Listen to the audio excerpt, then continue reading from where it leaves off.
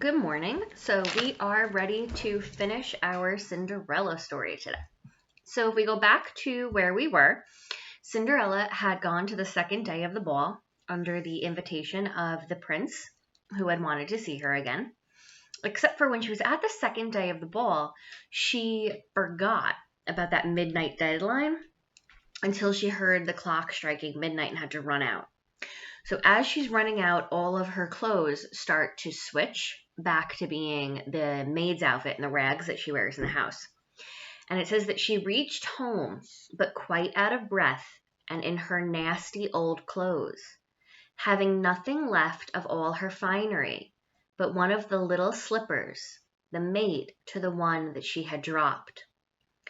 So she runs off and all of her clothes turn back except for a glass slipper, which she's still wearing. Now, it never quite says a glass slipper in here, but that's what we know it is from our just kind of previous knowledge of Cinderella. So she's left with the one glass slipper still on her foot, and the other one is missing somewhere. That's Pupil in the background. He's deciding he wants to be involved today. So I am on the second to last page, and I am one paragraph down if you are following. Otherwise, just listen. The guards at the palace gate were asked if they had not seen a princess go out. They replied that they had seen nobody leave but a young girl, very shabbily dressed, and who had more the air of a poor country wench than a gentlewoman. So they say, yeah, we saw somebody, but they kind of look like mess. When the two sisters returned from the ball, Cinderella asked them if they had been well entertained, and if the fine lady had been there. They told her yes, but that she hurried away immediately when it struck 12, and with so much haste that she dropped one of her little glass slippers, the prettiest in the world, which the king's son had picked up, that he had done nothing but look at her all the time at the ball, and that most certainly he was very much in love with the beautiful person who owned the glass slipper. What they said was very true, for a few days later the king's son had it proclaimed by the sound of trumpet that he would marry her whose foot this slipper would just fit.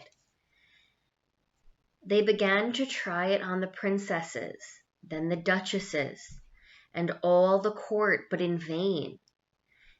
It was brought to the two sisters, who did all they possibly could to force their foot into the slipper, but they did not succeed. So now they finally do call it a glass slipper. And the prince is running around, he's looking for whoever's foot will fit into the slipper, right?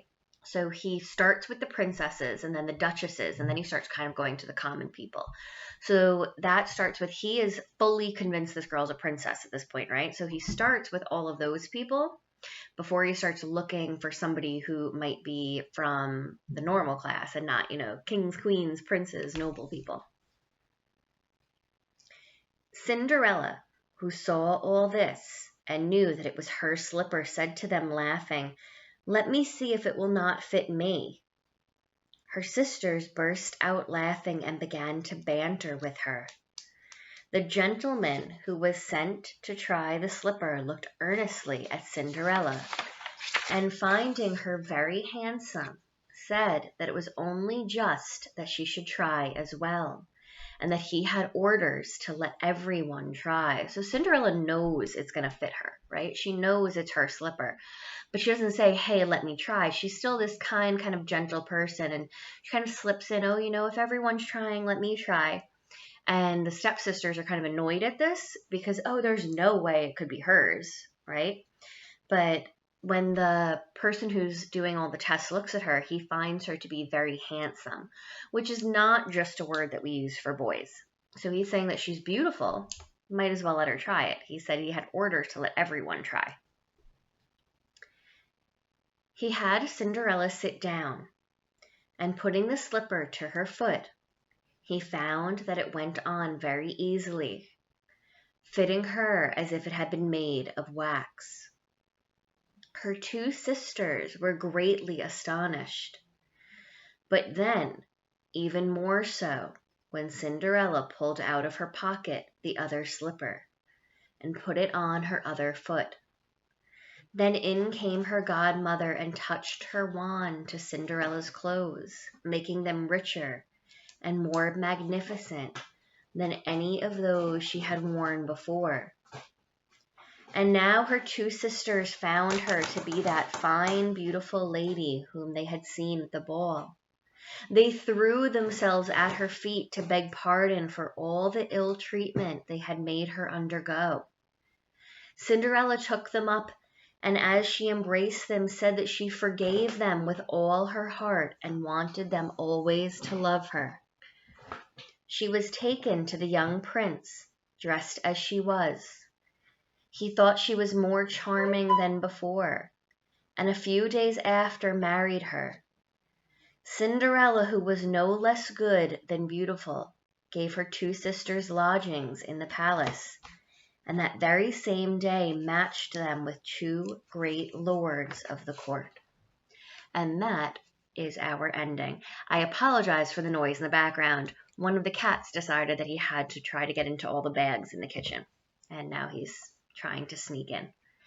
So a couple of things that I want to point out.